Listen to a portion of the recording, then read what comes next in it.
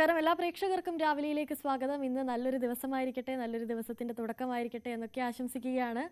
അതിനൊക്കെ അപ്പുറം ഇന്ന് ഒക്ടോബർ 1 ഒരു മാസത്തിന്റെ തുടക്കമാണ്. നല്ലൊരു മാസമായിരിക്കട്ടെ എല്ലാവർക്കും.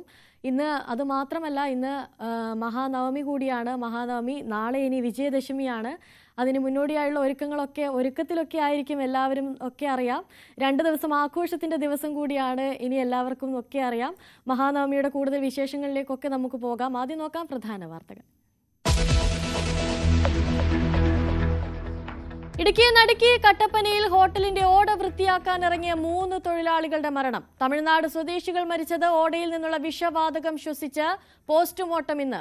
കളക്ടറോട് റിപ്പോർട്ട് തേടി മന്ത്രി റോഷി അഗസ്റ്റിൻ.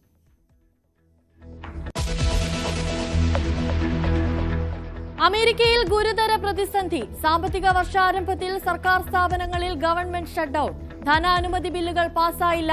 5 ലക്ഷം സർക്കാർ ജീവനക്കാർ ശമ്പളമില്ലാത്ത അവധിയിലേക്ക്. ഇവരെ പിരിച്ചുവിടുമെന്ന് ട്രംപിന്റെ ഭീഷണി.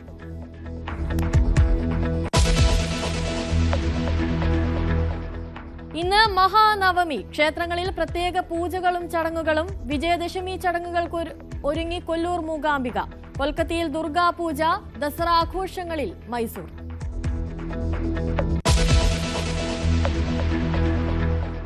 ന്യൂസ് 18 ചർച്ചയ്ക്കിടെ രാഹുൽ ഗാന്ധിക്കെതിരെ കൊലവിളി മുഴക്കിയ കേസിൽ BJP വക്താവ് പ്രിന്റു മഹാദേവന് ജാമ്യം. പ്രിന്റു ഹാജരായത് ഇന്നലെ രാത്രി തൃശൂർ പേരാമംഗലം പോലീസ് സ്റ്റേഷനിൽ. സത്യമേവ ജയതേ എന്ന് പ്രതികരിച്ച് പ്രിന്റു.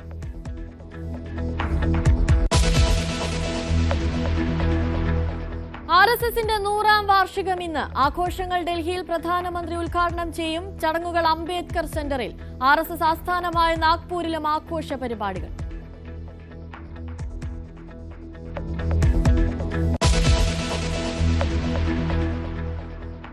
വാർത്തകളിലേക്കൊക്കെ പോകുന്നതിന് മുമ്പ് ഇന്ന് മഹാനവമിയാണ്. എല്ലായിടത്തും ആഘോഷങ്ങളും ചടങ്ങുകളും ഒക്കെ പുരോഗമിക്കുകയാണ്. വിജയദശമി ദിവസത്തേക്കുള്ള ഒരുക്കങ്ങളിലാണ് ക്ഷേത്രങ്ങളൊക്കെ തന്നെ. കൊൽക്കത്ത ദുർഗാപൂജയുടെയും മൈസൂർ ദസറയുടെയും ആഘോഷങ്ങളിലാണ് എല്ലാ ആളുകളും. നവരാത്രി പുണ്യത്തിന്റെ ദിവസങ്ങളിലാണ് വിശ്വാസികൾ.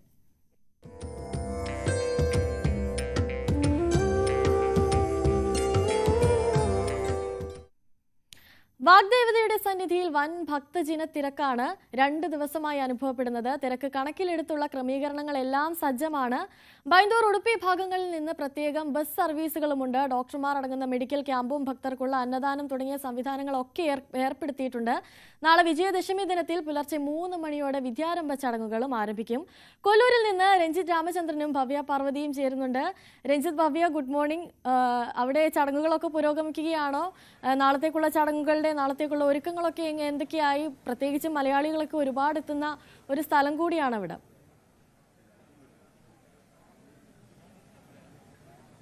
തീർച്ചയായും എല്ലാ പ്രേക്ഷകർക്കും ഞങ്ങളുടെ മഹാനവമി ആശംസകൾ. അതും ഈ കൊല്ലൂര് പോലെ വളരെ പ്രധാനപ്പെട്ട ഒരു സ്ഥലത്ത് നിന്നാണ് ഞങ്ങൾ പ്രേക്ഷകർക്ക് മഹാനവമി ആശംസകൾ നൽകുന്നത്.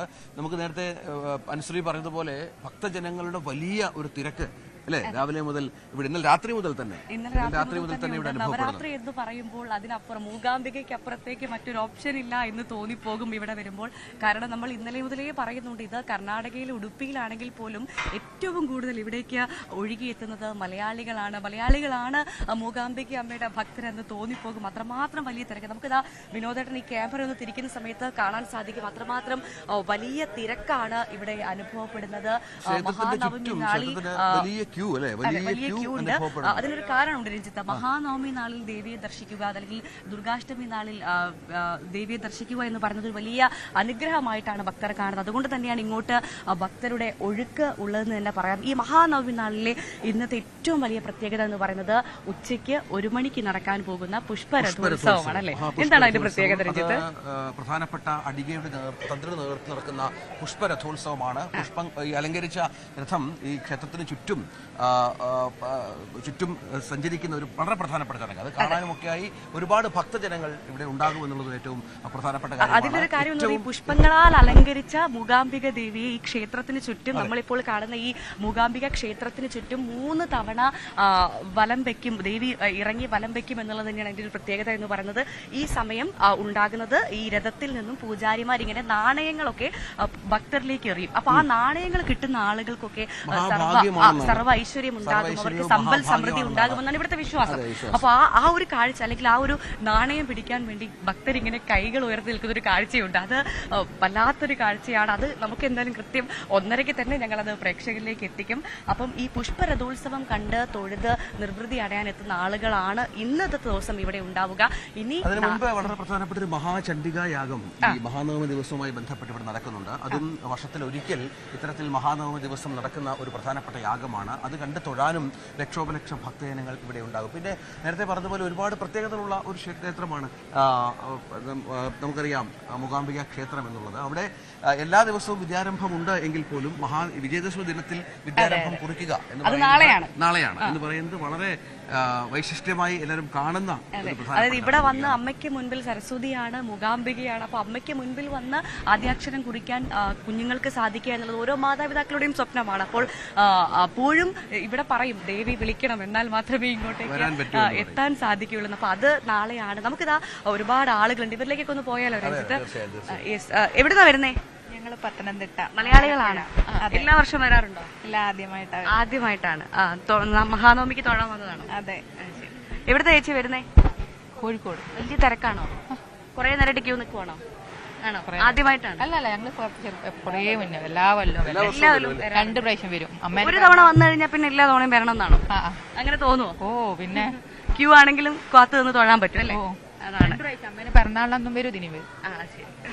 അങ്ങനെയാണ്. ഓരോരുത്തരും ഒരു തവണ വന്നു കഴിഞ്ഞാൽ വീണ്ടും വീണ്ടും ഇങ്ങോട്ട് വരാൻ തോന്നും എന്നുള്ളത് തന്നെയാണ്. നമ്മൾ ഇന്നലെ മുതലേ അത് കേട്ടതാണ് എല്ലാവരും പറയുന്നത്. ഒരു തവണ ഇവിടുത്തെ വളരെ പ്രധാനപ്പെട്ട കാര്യം എന്ന് പറയുന്നത് ഇന്നലെ മുതൽ ഹോട്ടൽ റൂമുകളെല്ലാം ഏതാണ്ട് പൂർണ്ണമായും കഴിഞ്ഞു. താമസ സൗകര്യമൊക്കെ വളരെ തുലവും പരിമിതമായ ഒരു സ്ഥലമാണ്, ചെറിയൊരു പ്രദേശമാണ്. ഹോട്ടൽ റൂമുകൾ നിറഞ്ഞു. യാത്രാ സൗകര്യങ്ങളൊക്കെ ഭക്തർക്കായി ഏർപ്പെടുത്തിയിട്ടുണ്ട്. പക്ഷെ അപ്പോഴും വലിയ ക്യൂ അനുഭവപ്പെടുന്നു. മുറികളൊക്കെ കിട്ടാതെ വലയുന്ന ഒരുപാട് ആളുകളെ നമ്മൾ കണ്ടു. ദിവസമായതുകൊണ്ട് ഇന്ന് പുലർച്ചെ 3 മണിക്ക് നട തുറന്നു എന്നുള്ളതാണ്. എന്നിട്ട് പോലും നമ്മൾ ഈ കാണുന്ന തിരക്കാണ്. പക്ഷെ ആളുകളെ സംബന്ധിച്ച് അത്ര ക്യൂ ഒന്നും ഒരു പ്രശ്നമല്ല. അവർ എത്രയായാലും അവർക്ക് ദേവിയെ തൊഴണം എന്നുള്ളൊരു ഇത് മാത്രമേ ഉള്ളൂ. നമുക്ക് കുറെ ആളുകൾ ഇങ്ങനെ ക്യൂ നിൽക്കുന്നുണ്ട്. ഈ ക്യൂ എന്ന് പറയുന്നത് ക്ഷേത്രത്തിന്റെ പുറകിൽ നിന്ന് തുടങ്ങുന്ന ക്യൂ ആണ്. നമുക്ക് ഇവരോടൊക്കെ ചോദിക്കാം. എന്താ പേര്? അമ്മയെ തൊഴാൻ വന്നേണോ? അമ്മയെ തൊഴാൻ വന്നേണോ? എവിടുന്നാ വരുന്നേ?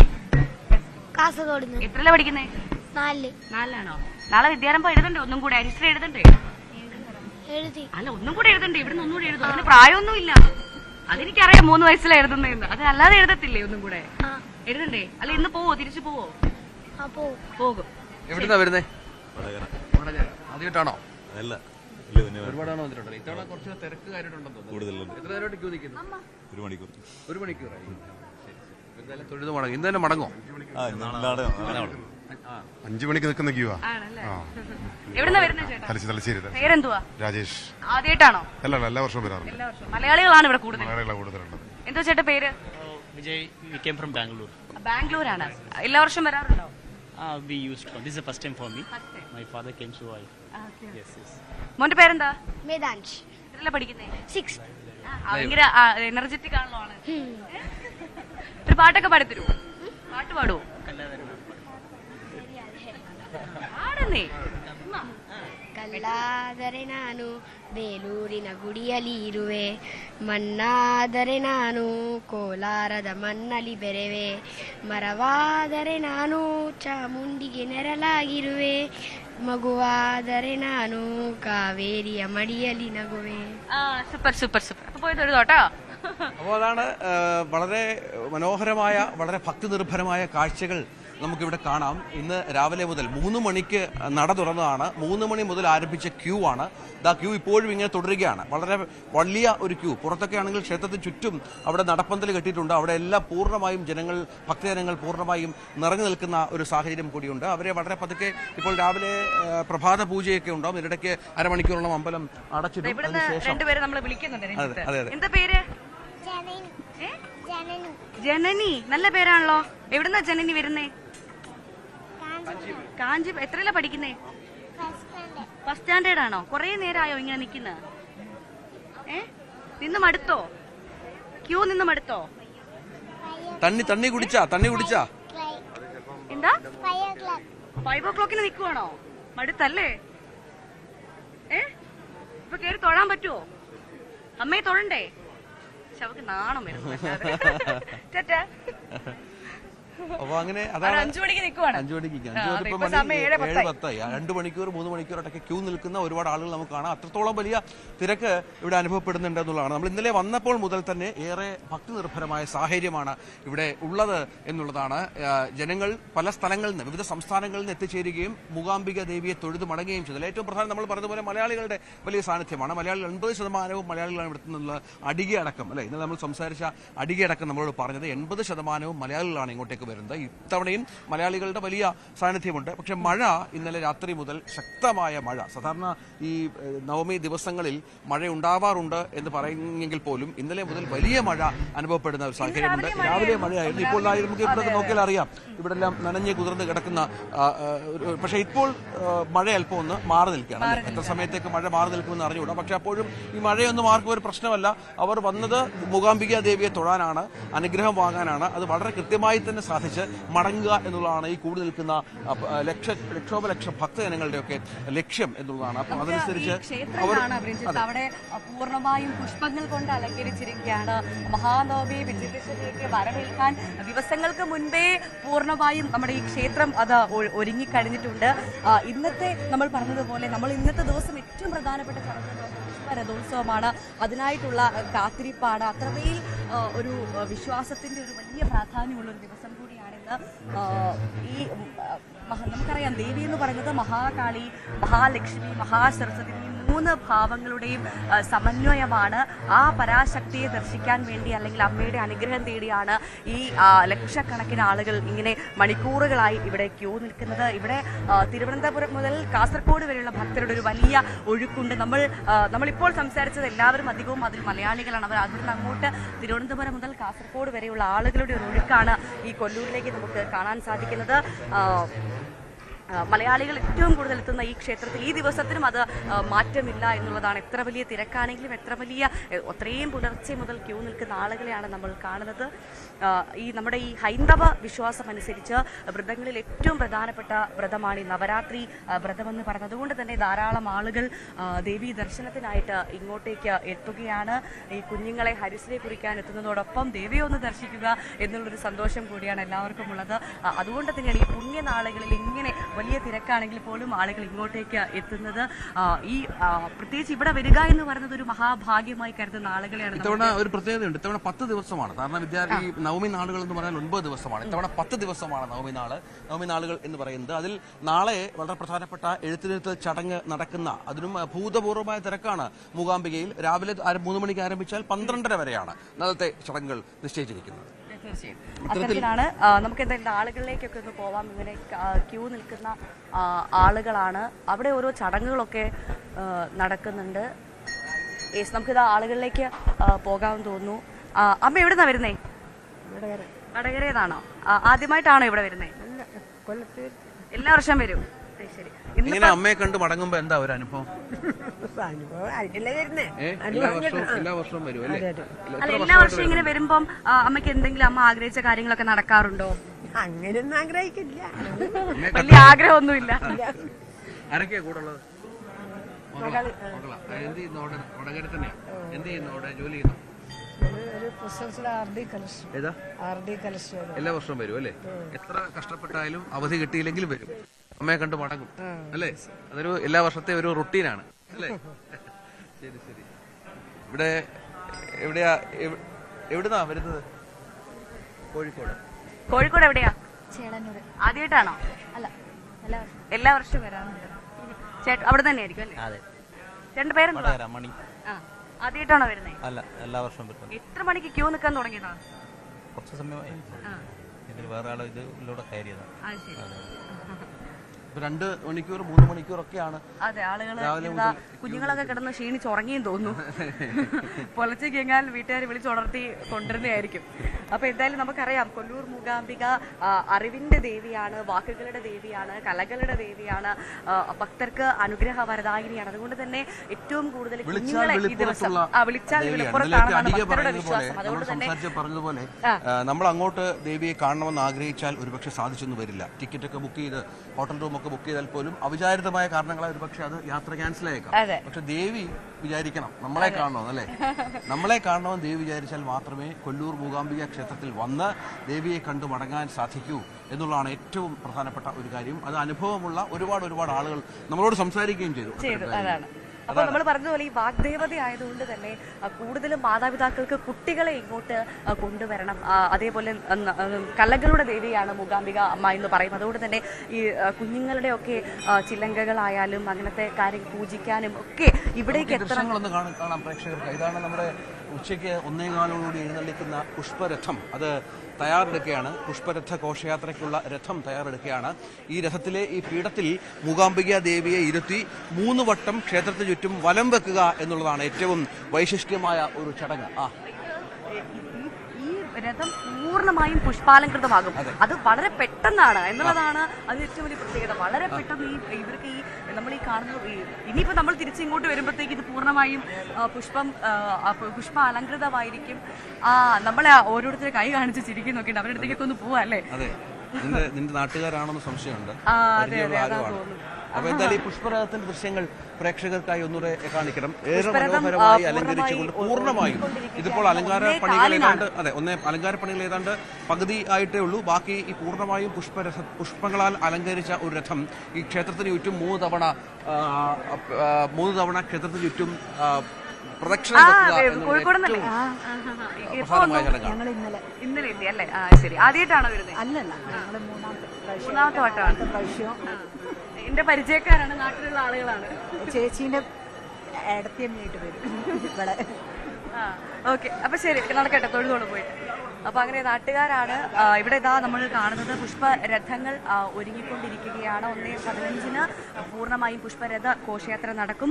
3 തവണ രഥം ക്ഷേത്രത്തിന് ചുറ്റും പ്രദക്ഷിണം വയ്ക്കും. അത് തന്നെയാണ് ഏറ്റവും പ്രധാനപ്പെട്ട കാഴ്ച. അതൊരു ഭക്തി നിർഭരമായ കാഴ്ചയായിരിക്കും. മഹാനവമി നാളിൽ രഥത്തിൽ ദേവി എഴുന്നള്ളത്ത് ദർശിച്ച അനുഗ്രഹം നേടാൻ 10,000-ങ്ങളായിരിക്കും ആ സമയത്ത് കാത്തു നിൽക്കുക. എന്തായാലും നാളെ ഇനി വിജയദശമിക്കുള്ള ഒരുക്കമാണ്. പുലർച്ചെ 3 മണിക്ക് തന്നെ നാളെയും ക്ഷേത്രത്തിൽ നട തുറക്കും.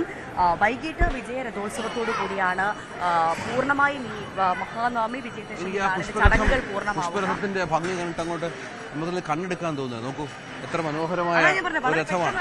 അതിന്റെ അലങ്കാരങ്ങൾ കഴിയും. ഇപ്പൊ തന്നെ നമ്മൾ വരുമ്പോൾ അത് പകുതിയായിരുന്നു. നമ്മളൊന്ന് ക്യാമറ അങ്ങോട്ട് തിരിച്ചപ്പോഴത്തേക്ക് അത് പൂർണ്ണമായിക്കൊണ്ടിരിക്കുകയാണ്. പുഷ്പരഥോത്സവത്തിനുള്ള ഒരുക്കങ്ങളാണ് ഇപ്പോൾ ക്ഷേത്രത്തിൽ നടക്കുന്നത്. ആ കാഴ്ചകളാണ് പ്രേക്ഷകരെ കാണിക്കുന്നത്. കണ്ടില്ലേ, വലിയ രഥമാണ്. ഈ രഥത്തിന്റെ നടുക്കാണ് മൂകാംബിക ദേവി. ആ പീഠത്തിലാണ് മൂകാംബിക ദേവി ഇരുത്തുക. അതിനുശേഷമാണ് 3 വട്ടം ഇങ്ങനെ പ്രദക്ഷിണം വയ്ക്കുക. ആ സമയത്തായിരിക്കും ഇവിടെ ആളുകളെ കൊണ്ട് നിറയുക എന്നുള്ള കാര്യത്തിൽ സംശയമില്ല. അത്രമാത്രം വലിയ തിരക്കാണ് ഇവിടെ കാണാൻ സാധിക്കുന്നത്.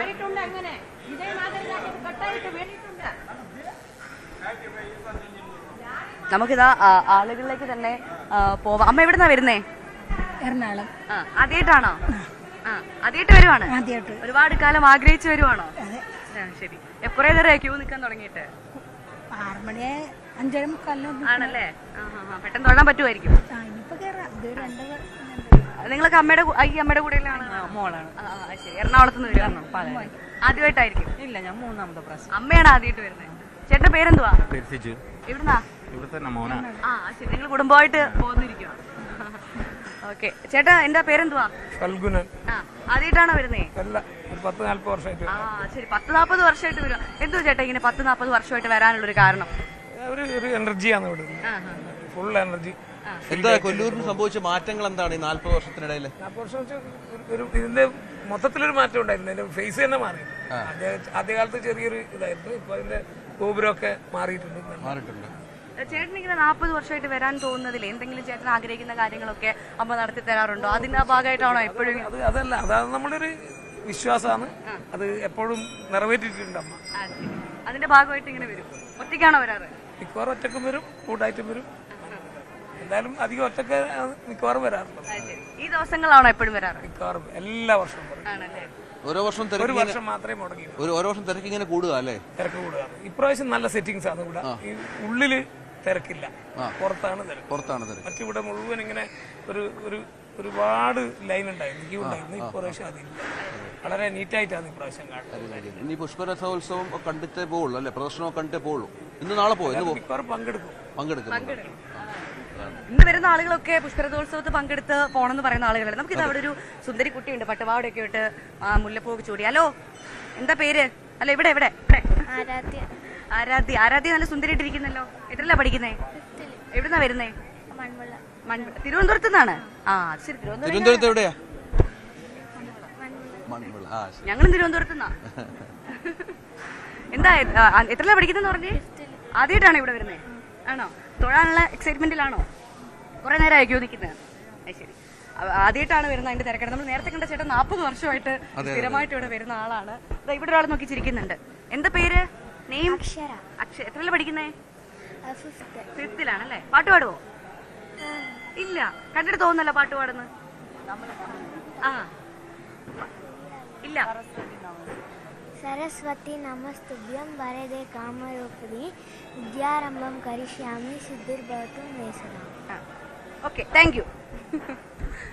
ഒരു പാട്ട് പാടാൻ പറഞ്ഞപ്പോ ദേവിയുടെ ഒരു മന്ത്രമൊക്കെ മറ്റേ നേരത്തെ ഒരാൾ പറഞ്ഞതുപോലെ വലിയ തിരക്ക് ക്ഷേത്രത്തിനകത്ത് ഇല്ല എന്നുള്ളത് അത്രത്തോളം ചിട്ടയായ ഒരു ക്രമീകരണം കൂടി ഇത്തവണയുണ്ട്. പുറത്ത് തിരക്കുണ്ട്, പുറത്ത് കാര്യമായ തിരക്കുണ്ട്, മണിക്കൂറുകൾ ആളുകൾ ക്യൂ നിൽക്കുന്നുണ്ട്. പക്ഷെ ഇത്തവണ കുറച്ചുകൂടി തിരക്ക് കുറഞ്ഞ്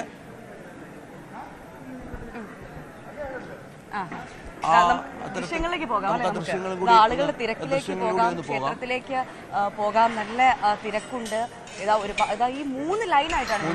ഇവിടെ തന്നെ 3 ലൈനാണ്. ഇതിനി ഏറ്റവും ഫ്രണ്ടിൽ എത്തിയിട്ട് വേണം ഇവർക്ക് ആളുകളിലേക്ക് പോവാൻ എന്നാണ്, ദേവിയുടെ മുന്നിലേക്ക് എത്താനെന്നാണ് തോന്നുന്നത്. അത്രമാത്രം 3 ക്യൂ ഉണ്ട്. ഈ ക്യൂ അങ്ങ് പുറത്തുനിന്ന് തുടങ്ങുകയാണ് എന്നുള്ളതാണ് ഇതിന്റെ പ്രത്യേകത. ഇവിടെ പുറത്തുനിന്ന് ഒരുപാട് ആളുകളെ നമുക്ക് കാണാം. വിവിധ സംസ്ഥാനങ്ങളിൽ നിന്ന് ഇങ്ങോട്ടേക്ക് ഒഴുകിയെത്തുന്ന ആളുകളെ കാണാം. ക്ഷേത്രം അത്രമാത്രം പൂർണ്ണമായും പുഷ്പാലങ്കൃതമാണ്. അവിടെ രഥം ഒരുങ്ങിക്കൊണ്ടിരിക്കുന്നു. അതെ, ഇപ്പൊ ഈ ക്യൂവിലൊരു ചെറിയ ഭക്തജനങ്ങളെ കയറ്റിവിടുന്നില്ല. അവിടെ പൂജ ചടങ്ങുകൾ, രാവിലത്തെ പ്രഭാത പൂജകളുമായി ബന്ധപ്പെട്ട ചടങ്ങുകൾ, സവിശേഷമായ പൂജകളാണ്. ഇന്ന് പ്രത്യേകതയുണ്ട് പൂജകൾക്ക് എന്ന് നമ്മളെ തന്ത്രിമാരൊക്കെ അറിയിച്ചിരുന്നു. പ്രത്യേകതയുള്ള പൂജകൾ അവിടെ നടന്നുകൊണ്ടിരിക്കുകയാണ്. ഇപ്പോൾ ഭക്തർക്ക് താൽക്കാലികമായിട്ട് കടത്തിവിടാതെ പൂജകൾക്ക് ശേഷം ഏതാണ്ട് അരമണിക്കൂർ ചടങ്ങുകൾക്ക് ശേഷം മാത്രമാണ് ആളുകളെ അകത്തേക്ക് കയറ്റിവിടുക. അങ്ങനെ ഒരുപാട് പ്രത്യേകതകളുള്ള പൂജകൾ, നിത്യപൂജകൾ ഉണ്ട് എങ്കിൽ പോലും ഈ ദിവസങ്ങളിൽ വളരെ കൃത്യമായി തന്നെ ഭക്തിനിർഭരമായ ഒരുപാട് പൂജാവിധികൾ നടക്കുന്ന ഒരു ക്ഷേത്രം കൂടിയാണ് കൊല്ലൂർ മൂകാംബിക ക്ഷേത്രം. അവിടെ ചേട്ടന്മാരൊക്കെ നമ്മൾ നോക്കി ചിരിക്കുന്നുണ്ട്. രഞ്ജിത്ത്, അങ്ങോട്ടൊന്ന് പോയി നോക്കാം. ചേട്ടാ, എവിടുന്നാ വരുന്നേ? എല്ലാവരും ഒരുമിച്ചാണോ? ആദ്യമായിട്ടാണോ? അല്ലല്ല, ഞങ്ങൾ എല്ലാ വർഷവും വരും. എല്ലാ വർഷവും വരും. അതെന്താ എല്ലാ വർഷവും വരുന്നേ? നവരാത്രിക്ക് ഇവിടെ വരുന്ന ഒരു സന്തോഷമാണ്. ഒരു ടീമായിട്ട് പാലക്കാട് നിന്ന് എവിടുന്നാ? അപ്പം വർഷങ്ങളായിട്ട് വരുന്ന ആളുകളാണ്. അവിടെ എല്ലാവരും നോക്കുന്നുണ്ട്. നിങ്ങളൊക്കെ ഈ കൂട്ടത്തിലുള്ളയാണോ? അതെ.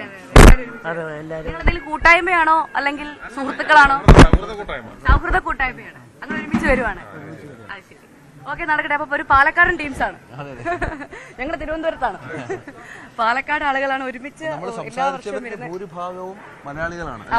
നമ്മൾ സംസാരിക്കുന്ന എല്ലാവരും മലയാളീസാണ്. ഏതാണ്ട് 80% ആളുകളും മലയാളികളാണ്. മലയാളികളുടെ ഒരു ക്ഷേത്രമായി മാറിയതിനും ഇന്നലെ പറഞ്ഞു ശങ്കരാചാര്യരുമായി അതിനൊരുപാട് ബന്ധമുണ്ട് അല്ലെ? അത് വളരെ പ്രധാനപ്പെട്ട കാര്യമാണ്. അങ്ങനെ മലയാളികൾക്ക് ഏറെ ഇഷ്ടപ്പെട്ട, ഒപ്പം അന്യ സംസ്ഥാനക്കാരായ ഒരുപാട് ആളുകളും വരുന്ന ഒരു വളരെ പ്രധാനപ്പെട്ട ക്ഷേത്രം കൂടിയാണ് ഇത് എന്നുള്ളതാണ്. അങ്ങനെ വളരെ ഭക്തിസാന്ദ്രമായ അന്തരീക്ഷത്തിൽ ഇന്നത്തെ മഹാനവമി ദിവസത്തിൽ ഇവിടെ കാര്യങ്ങൾ മുന്നോട്ട് പോകുന്നു. ഉച്ചയ്ക്ക് 1:15 പുഷ്പരഥ യാത്രയ്ക്കായി കാത്തു നിൽക്കുകയാണ് ഭക്തജനങ്ങൾ എന്നുള്ളതാണ്. ഇരട്ടക്കുട്ടികളാണോ ഇത്? ഇത് പേരെന്താ? എത്രയിലാ? 1ാം ക്ലാസ്സിലാണോ? എത്രയിലാ പഠിക്കുന്നേ?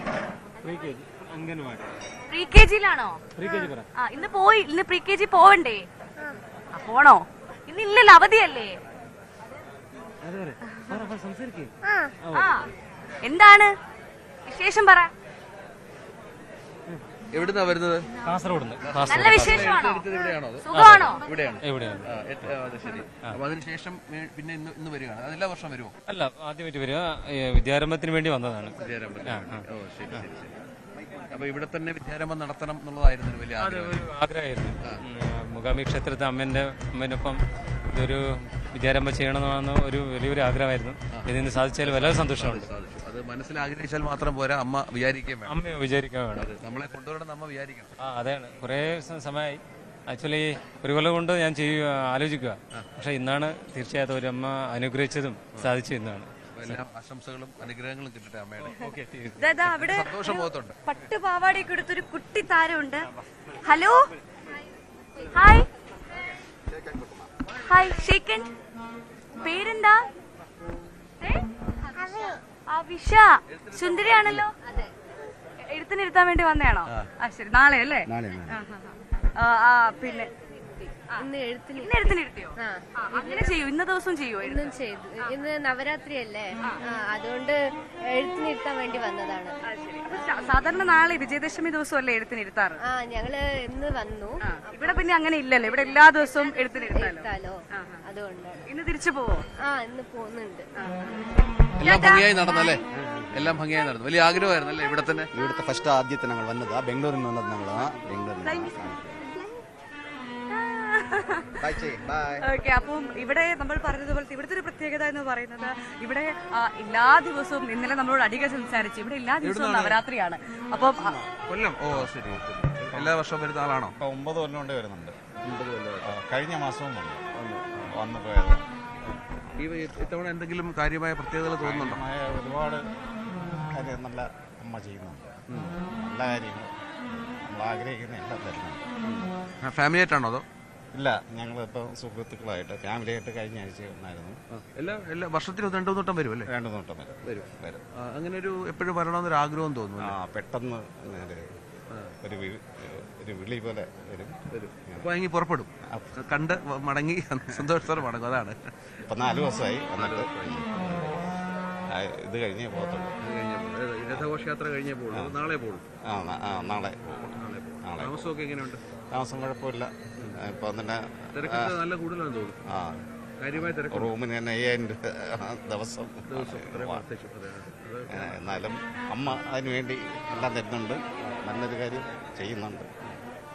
നമുക്ക് സന്തോഷം. നേരത്തെ പറഞ്ഞതുപോലെ എല്ലാ വർഷവും വിദ്യാരംഭം നടക്കുന്ന എല്ലാ ദിവസവും കുട്ടികളെ എഴുത്തി നിർത്തുന്ന ഒരു അമ്പലം കൂടിയാണ് മൂകാംബിക ദേവീക്ഷേത്രം എന്നുള്ളതാണ്. ഇന്നിപ്പോൾ ഇന്നും ഇതുമായി ബന്ധപ്പെട്ട ചടങ്ങുകൾ ഇവിടെ പുരോഗമിക്കുന്നുണ്ട്. ഒരുപാട് കുട്ടികൾ അത് പൂജാരിയുടെ മുൻപിൽ ഇരുന്ന് ചടങ്ങുകൾ അതിന് ഭാഗമാകുന്നത് നമുക്ക് ആ ദൃശ്യങ്ങളിൽ വളരെ കൃത്യമായി തന്നെ. സാധാരണ രഞ്ജിത്ത്, ഇവിടെ സാധാരണ നമ്മൾ കണ്ടുവരുന്നത് 3 വയസ്സുള്ള കുഞ്ഞുങ്ങൾക്കാണ് ആദ്യമായിട്ട് അക്ഷരം കുറിക്കുക. പക്ഷെ ഇവിടെ കണ്ടോ, ഇവിടെ എല്ലാവർക്കും അക്ഷരം കുറിക്കാം. നമുക്കും അക്ഷരം എഴുതാം എന്നുള്ളതാണ്. അമ്മയുടെ മുന്നിൽ ഇവിടെ എല്ലാ ദിവസവും നമ്മൾ പറഞ്ഞ എല്ലാ ദിവസവും നവരാത്രിയാണ്. അതുകൊണ്ട് തന്നെ ഇവിടെ എല്ലാ ദിവസവും മറ്റ് ഒരു ക്ഷേത്രത്തിനും ഇല്ലാത്തൊരു പ്രത്യേകതയാണ് ഇവിടെ ഉള്ളത്. എല്ലാ ദിവസവും അക്ഷരം കുറിക്കാം എന്നുള്ളത്. നാളെയാണ് വിജയദശമി എങ്കിൽ കൂടി മൂകാംബിക അമ്മയ്ക്ക് എന്നും ഇത്തരത്തിലുള്ള വിദ്യാരംഭ ചടങ്ങുകൾ ഇവിടെ കുറിക്കും. അതിന് പ്രായമില്ല എന്നുള്ളതാണ്. എല്ലാവർക്കും അക്ഷരം എഴുതാം. സരസ്വതി നമസ്തുഭ്യം വരദേ കാമരൂപിണി വിദ്യാരംഭം കരിഷ്യാമി സിദ്ധിർഭവതു मे सदा अविद्या मूलनाशिन्यै विद्या अवयव मूर्तये सर्वविद्या प्रदायिन्यै मूकाम्बायै नमो नमः. ഇത് കയ്യിൽ പിടിക്കണം. മഞ്ചലെല്ലാം കുട്ടികളെ കയ്യിൽ കൊടുത്തോളൂ. ഞാൻ പറഞ്ഞ പോലെ എഴുതിക്കണം. ഇല്ലാന്ന് കൈ പിടിച്ചിട്ട് എഴുതിക്കണം. ഓം ഹരിശ്രീ ഗണപതയേ നമഃ. ഓം ഹരിശ്രീ ഗണപതയേ നമഃ. ഓം ഹരിശ്രീ ഗണപതയേ നമഃ. ഹരിശ്രീ ഗണപതയേ നമഃ. ശ്രീ ഗുരുഭ്യോ നമഃ.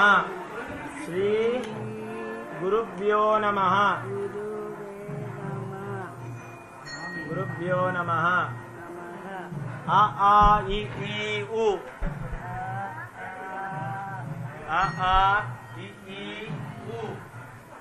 1 2 3 4 5 നമ്പർ 1 2 3 4 5. അങ്ങനെയാണ് നമ്മൾ ഇവിടെ കാണുന്നത്. കുഞ്ഞുങ്ങൾ അതിന് പ്രായമില്ല എന്നുള്ളതാണ് ക്ഷേത്രങ്ങളിലെ പ്രത്യേകത. ഇത് തന്നെയാണ് മൂകാംബിക ക്ഷേത്രത്തിന്റെ പ്രത്യേകത തന്നെയാണ്. ഏത് പ്രായത്തിലുള്ളവർക്കും ഇവിടെ വന്ന് ഹരിശ്രീ കുറിച്ചു മടങ്ങാം. അത് എല്ലാ വർഷവും എല്ലാ ദിവസവും ഹരിശ്രീ കുറിച്ച് മടങ്ങാം. മറ്റെവിടെയുമില്ല. നാളെ വിജയദശമി ദിവസം നാളെയാണ് എങ്കിൽ പോലും ഇന്നും സവിശേഷമായ ഇത്തരം ചടങ്ങുകൾ ഇവിടെ നടക്കുന്നു എന്നുള്ളത് കൂടി ഏറ്റവും പ്രധാനപ്പെട്ട ഒരു പ്രത്യേകതയാണ്. അതിപ്പോൾ ഇവിടെ വന്ന് ഈ മണ്ണിലിരുന്ന് അരിയിൽ മഞ്ഞൾ കൊണ്ട് അക്ഷരം കുറിക്കുക എന്ന് പറയുന്നത് അത്രത്തോളം പുണ്യമായി, അത്രത്തോളം ജീവിത സൗഹൃദമായി എല്ലാവരും കാണുന്ന ഒരു സാഹചര്യം കൂടിയുണ്ട്. ക്ഷേത്രം മുഴുവൻ പുഷ്പാലങ്കൃതമാക്കുകയാണ്. അതും നമ്മൾ പറഞ്ഞത് വളരെ പെട്ടെന്നാണ് ആ ഒരു ചടങ്ങുകൾ നടക്കുക എന്നുള്ളതാണ്. അങ്ങനെ ദേവീ മന്ത്രധ്വനികളാൽ മുഖരിതമാണ് കൊല്ലൂർ മൂകാംബിക ക്ഷേത്രം. നമ്മളിപ്പോൾ ക്ഷേത്രത്തിന്റെ മുൻപിലാണ് ഉള്ളത്.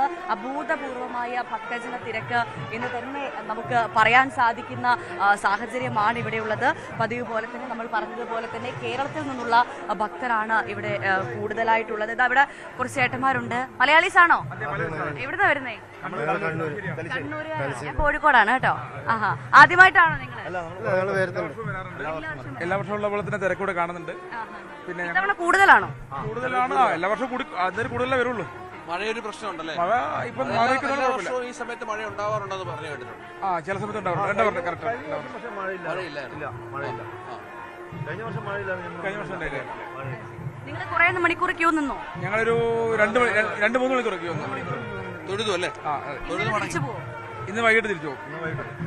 കണ്ണൂരുകാരാണ്. അങ്ങനെ എല്ലാ ജില്ലകളിൽ നിന്നും കണ്ണൂർ, കോഴിക്കോട്, കൊല്ലം, തിരുവനന്തപുരം എന്ന് വേണ്ട കേരളത്തിലെ എല്ലാ ജില്ലകളിൽ നിന്നുമുള്ള ഒരുപാട് ആളുകളാണ് ഇങ്ങോട്ടേക്ക് വരുന്നത്. അവരെല്ലാവരും ഇപ്പോൾ കുറെ ആളുകൾ കണ്ടോ? ദേവിയെ കണ്ട് തൊഴുതോ? രാവിലെ എത്ര മണിക്ക് വന്നായിരുന്നു? രാവിലെ 4 മണിക്ക്. 2-3 മണിക്കൂർ ക്യൂ വന്നു. 2 മണിക്കൂർ ക്യൂ എടുത്തു. ഇയാള് ഹരിശ്രീ കുറിക്കാൻ കൊണ്ടുവന്നെയാണോ? അല്ല, അടുത്ത വർഷമേ ഉള്ളൂ. അടുത്ത വർഷമുള്ളൂ. ആയിട്ടില്ല. ഇവിടുന്നായിരിക്കോ? അങ്ങനെയുള്ള ആഗ്രഹമുണ്ട്. ഒരാളാണല്ലേ? എത്ര വയസ്സായി? 1.5 വയസ്സ്. പേരെന്താ? റിഹാൻ ദേവ്. പറയാനായിട്ടില്ല. ശരി. അതാണ്. അപ്പൊ നമുക്ക് ഇതൊക്കെയാണ് കൊല്ലൂർ മൂകാംബിക ക്ഷേത്രത്തിലെ ചടങ്ങുകൾ, നവരാത്രി ദിന ചടങ്ങുകളുമായി ബന്ധപ്പെട്ട വിശേഷങ്ങൾ. നമ്മൾ എന്തായാലും മഹാനവമിയും വിജയദശമിയും സമഗ്ര കവറേജാണ്. പ്രേക്ഷകർ നമ്മൾക്കൊപ്പം തുടരണം. നമ്മൾ സമഗ്ര കവറേജുമായി, സമഗ്ര വിശേഷങ്ങളുമായി പ്രേക്ഷകർക്കൊപ്പം ഉണ്ടാകും. ഇവിടുത്തെ ഓരോ വിശേഷങ്ങളും തത്സമയം ഞങ്ങൾ പ്രേക്ഷകരിലേക്ക് എത്തിക്കും. ഇന്നത്തെ കാര്യം പ്രേക്ഷകർ മറക്കരുത്. 1:15 പുഷ്പരഥോത്സവമാണ്. ആ കാഴ്ച കൃത്യമായി ഞങ്ങൾ പ്രേക്ഷകരിലേക്ക് എത്തിക്കും. ഒരിക്കൽ കൂടി ന്യൂസ് 18ന്റെ എല്ലാ പ്രേക്ഷകർക്കും മഹാനവമി ആശംസകൾ. ഇങ്ങ് കൊല്ലൂരിൽ നിന്ന് മൂകാംബിക അമ്മയുടെ മണ്ണിൽ നിന്ന് നേരുകയാണ്. അപ്പൊ നമുക്കൊരു ഇടവേള പോകേണ്ട സമയമായി അല്ലേ? നമുക്ക് നേരെ ഒരു ഇടവേള പോകാം. അതിനുശേഷം തിരിച്ചു വരാം.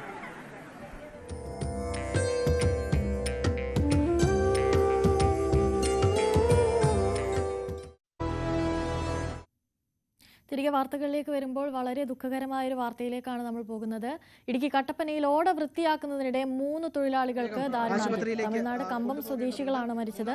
വിഷവാതകം ശ്വസിച്ചായിരുന്നു മരണം. വേണ്ടത്ര സുരക്ഷാ ക്രമീകരണം ഇല്ലാത്തതാണ് അപകട കാരണമെന്നാണ് ആരോപണം. മരിച്ചവരുടെ പോസ്റ്റ്മോർട്ടം ഇന്ന് നടക്കും. സംഭവത്തിൽ മന്ത്രി റോഷി അഗസ്റ്റിൻ റിപ്പോർട്ട് തേടി. അടുത്ത സമയത്താണ് ഈ ആക്സിഡന്റ് ഉണ്ടാകുന്നത്. ഇതിനകത്ത് സ്ലറി എന്ന് പറയുന്നത് ഏതാണ്ട് ഒരു 5 അടി കൂടുതൽ സ്ലറി ഇല്ല. പക്ഷേ ഇതിനു മുൻപും ഇവിടെ വന്ന് ക്ലീൻ ചെയ്ത് ഇതിൻ്റെ വർക്ക് നടന്നിട്ടുള്ളതായിട്ടാണ് അറിയാൻ സാധിച്ചത്. പക്ഷേ ഈ മാൻഹോളിൽ കൂടി ഇറങ്ങിയപ്പോൾ ഒരാൾ കമന്ന് വീഴുകയാണ് ചെയ്തത്. അപ്പോൾ അയാളെ രക്ഷിക്കാനായിട്ടാണ് മറ്റുള്ള 2 പേരും ഇറങ്ങിയത്. അതിനകത്ത് ഏതാണ്ട് ഇതൊരു 15 അടി വ്യാസമുള്ള ഒരു ടാങ്കാണ്. അതിനകത്തൊരു 5 അടി മാത്രമേ സ്ലറി ഉണ്ടായിരുന്നു എന്നുള്ളതാണ് അറിയാൻ കഴിഞ്ഞത്. പക്ഷേ ഈ പോയിസൻ്റെതായിരിക്കും. ഇറങ്ങിയവർ കമന്ന് വീഴുകയായിരുന്നു. ആദ്യം ഇറങ്ങിയ ആളെ രക്ഷിക്കാനായിട്ട് രണ്ടാമത് ഇറങ്ങിയ ആളെ നോക്കാനായിട്ട് 3ാമത് ആൾ ഇറങ്ങി. അങ്ങനെയാണ് ഇതിനകത്ത് ഈ ആക്സിഡൻറ്റ് ഉണ്ടായിരിക്കുന്നത്. നിലവിൽ 3 പേരെയും കിട്ടിയിട്ടുണ്ടല്ലോ? നിലവിൽ 3 പേരെയും കിട്ടിയിട്ടുണ്ട്. കട്ടപ്പന സെൻറ് ജോൺസ് ഹോസ്പിറ്റലിലേക്ക് കൊണ്ടുപോയിട്ടുണ്ട്. വിവരങ്ങളുമായി VK സ്റ്റാലിൻ ചേരുന്നുണ്ട്. സ്റ്റാലിൻ, ഈ അപകടം എങ്ങനെയായിരുന്നു ഉണ്ടാകുന്നത്? മതിയായ സുരക്ഷാ ക്രമീകരണങ്ങളൊന്നും ഉണ്ടായിരുന്നില്ല എന്ന തരത്തിലുള്ള വിവരങ്ങളൊക്കെ പുറത്തു വരുന്നുണ്ടല്ലോ. അനുശ്രീ, കഴിഞ്ഞ രാത്രി 10 മണിയോട് കൂടിയാണ് ഈ അപകടം ഉണ്ടാകുന്നത്. കട്ടപ്പന പാറക്കടവിന് സമീപമുള്ള ഓറഞ്ച് ഹോട്ടൽ എന്ന് പറഞ്ഞ ഹോട്ടലിന്റെ ഒരു മാലിന്യ ടാങ്കിലേക്കാണ് അവരാദ്യം ഇറങ്ങുന്നത്. ഈ മാലിന്യ ടാങ്ക് ഇതിനോട് തൊട്ട് ചേർന്ന് തന്നെ ഓടയും, മുനിസിപ്പാലിറ്റിയുടെ ഓടയും കടന്നു പോകുന്നുണ്ട്. ഈ ഭാഗത്ത് ഈ വളരെ പഴക്കമുള്ള ഈ ഓടയോട് ചേർന്ന് തന്നെയാണ് ഈ പറഞ്ഞ മാലിന്യ ടാങ്ക് ഉള്ളത്. ഇവർ ഇത് വൃത്തിയാക്കാൻ വേണ്ടിയാണ് ആദ്യം ഇറങ്ങുന്നത്. എന്നാൽ ഈ ടാങ്കും ഓടയുമായിട്ട് കണക്ട് ചെയ്ത് കിടക്കുന്ന ഒരു സാഹചര്യമാണ് പിന്നീട് നമുക്ക് മനസ്സിലാകുന്നത്. എന്തായാലും ആദ്യം ഒരാൾ ഇത് വൃത്തിയാക്കുന്നതിന് വേണ്ടി ഇറങ്ങുകയും ഒപ്പം തന്നെ ആ ആളെ മുകളിൽ അടുത്തുണ്ടായിരുന്ന ആൾക്കാർക്ക് ഇയാളെ കാണാൻ പറ്റാതെ വരികയും അപകടത്തിൽപ്പെട്ടതായിട്ട് സംശയം തോന്നുകയും ചെയ്തു. അത് തുടർന്ന് വീണ്ടും അടുത്തുണ്ടായിരുന്ന ആൾക്കാരും കൂടി ഇറങ്ങുകയാണ്. അങ്ങനെയാണ് 3 പേരും ഈ ഓടയിലേക്ക് ഇറങ്ങുകയായിരുന്നു. 3 പേരും തത്സമയം തന്നെ ഈ കുഴിയിലേക്ക് വീണ് അപകടമുണ്ടാവുകയാണ്. ഏതായാലും 1 മണിക്കൂറോളം ഫയർഫോഴ്സും പോലീസും ഒക്കെ ചേർന്നിട്ടാണ് ഇവരെ രക്ഷപ്പെടുത്താൻ സാധിച്ചത്. രക്ഷപ്പെടുത്തി കട്ടപ്പന താലൂക്ക് ആശുപത്രിയിലേക്കും ഒരാളെ താലൂക്ക് ആശുപത്രിയിലേക്കും മറ്റ് 2 പേരെ അവിടുത്തെ സ്വകാര്യ ആശുപത്രിയിലേക്കും കൊണ്ടുപോയിരുന്നു. എന്നാൽ അവിടെ എത്തിയ ശേഷം തന്നെ മരിച്ചതായിട്ടാണ് നമുക്ക് പിന്നീട് ലഭിച്ച വിവരം. ഈ ഓടയിൽ മാലിന്യ ടാങ്കിലേക്കും ഒക്കെ ഇറങ്ങുന്ന സ്ഥലത്ത് അവിടെ വിഷവായു ശ്വസിച്ചാണ് ഇവർ മരിച്ചിരിക്കുന്നത് എന്നാണ് പുറത്തേക്ക് അന്നേരം നമുക്ക് ലഭിച്ച വിവരങ്ങൾ. എന്തായാലും കൃത്യമായിട്ടുള്ള ഒരു മരണകാരണത്തെ കുറിച്ച് പോസ്റ്റ്മോർട്ടത്തിന് ശേഷം മാത്രമേ അറിയാൻ കഴിയുള്ളൂ. ഇന്ന് ഏതായാലും പോസ്റ്റ്മോർട്ടം നടക്കും. എന്നാൽ സുരക്ഷാ ക്രമീകരണങ്ങൾ, ആവശ്യമായിട്ടുള്ള സുരക്ഷാ ക്രമീകരണങ്ങൾ അവിടെ ഉണ്ടായിരുന്നില്ല എന്നുള്ളതാണ് നമുക്ക് അറിയാൻ കഴിഞ്ഞത്. സാധാരണഗതിയിൽ ഇത്തരം ടാങ്കുകളിലേക്കോ അല്ലെങ്കിൽ അങ്ങനെയുള്ള സ്ഥലങ്ങളിലേക്കോ മാൻഹോളുകളിലേക്കോ ഇറങ്ങുമ്പോൾ അവിടെ പ്രത്യേകം ഓക്സിജൻ സൗകര്യങ്ങൾ ഉൾപ്പെടെ ക്രമീകരിച്ചുകൊണ്ടാണ് അത്തരം കാര്യങ്ങളൊക്കെ മുൻപ് നടന്നിട്ടുള്ളതും പലയിടത്തും ചെയ്യാറുള്ളത്. എന്നാൽ ഇവിടെ അത്തരം ക്രമീകരണങ്ങളൊന്നും ഉണ്ടായില്ല. അതുകൊണ്ട് തന്നെയാണ് മരണം സംഭവിച്ചത് എന്നാണ് നമുക്ക് മനസ്സിലാക്കാൻ കഴിയുന്നത്. തമിഴ്നാട് സ്വദേശികളാണ് മരിച്ച 3 പേരും എന്നാണ് നമുക്ക് മനസ്സിലാകുന്നത്. അനുശ്രീ സ്റ്റാലിൻ, അതുപോലെ തന്നെ ആദ്യം ഒരാൾ ഇറങ്ങുന്നു, അദ്ദേഹം അപകടത്തിൽപ്പെട്ടു എന്നറിയുമ്പോൾ പുറകെ മറ്റു 2 പേരും ഇറങ്ങുന്നു. അപ്പോഴും ഈ സുരക്ഷാ ക്രമീകരണങ്ങൾ ഒരുക്കിയിട്ടില്ല എന്ന് പറയുമ്പോൾ അത് വലിയ തരത്തിലുള്ള ഒരു വീഴ്ചയല്ലേ ചൂണ്ടിക്കാണിക്കുന്നത്?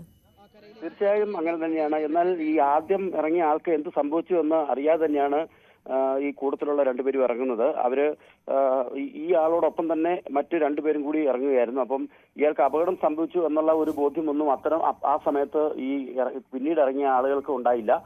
ഇറങ്ങിയ ഓരോരുത്തർക്കും വീണ്ടും വീണ്ടും ഈ അപകടം ഉണ്ടാവുകയാണ് ചെയ്തത്.